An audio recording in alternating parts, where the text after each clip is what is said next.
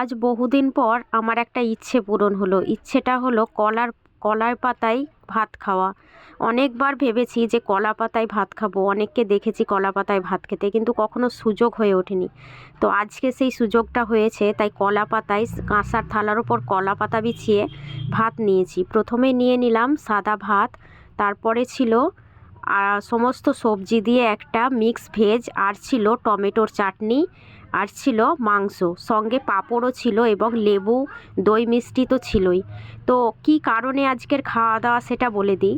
আজকের খাওয়া দাওয়াটা ছিল একটা বিশেষ কারণে। প্রায় 50-60 জনের মতো লোকের খাবারের আয়োজন করা হয়েছিল আমাদের বাড়িতে, মানে একটা ছোটোখাটো ভোজের মতো বলা যেতে পারে।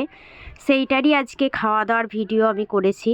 তো প্রথমে আমি মিক্স ভেজ দিয়ে ভাতটা মাখিয়ে খেয়েছি, কী যে স্বাদ হয়েছে ঠিক বলে বোঝাতে পারবো না। তার সঙ্গে একটু করে চাটনি মুখে নিয়েছি, উফ দারুণ।